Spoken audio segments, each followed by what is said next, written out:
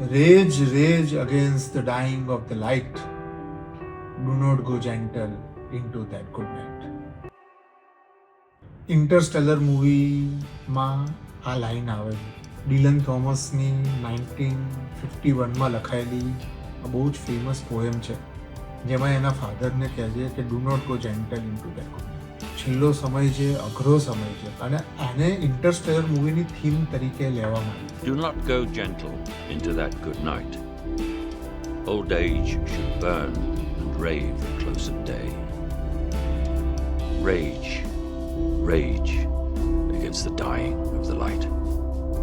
મને બહુ જ ગમી, કારણ કે જ્યારે આખી દુનિયા ખતમ થઈ રહી છે, પેલા કીડા કે જંતુઓને કારણે બધું નાશ પામી રહ્યું છે, અને હવે હ્યુમન રેસને બીજી દુનિયા શોધ્યા સિવાય છૂટકો જ નથી, ત્યારે જે ઓલ્ડ સાયન્ટિસ્ટ છે એ કહે છે કે do not go gentle into that.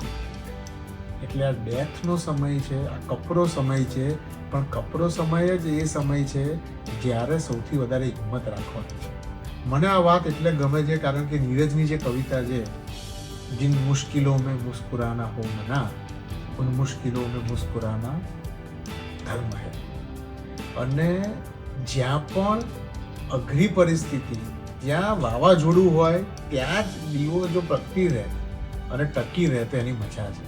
અને મારા ખ્યાલથી આ એક કોટ છે જે આપણે આપણી સાથે આપણી ડાયરીમાં રાખીએ, અને જ્યારે બી અઘરો સમય આવે અથવા આપણા ફેમિલીમાં, ફ્રેન્ડ્સમાં કોઈ અઘરા સમયમાંથી પસાર થતું હોય, ત્યારે આપણે એને આ પોએમ શેર કરીએ અને કહીએ કે do not go gentle into that good night.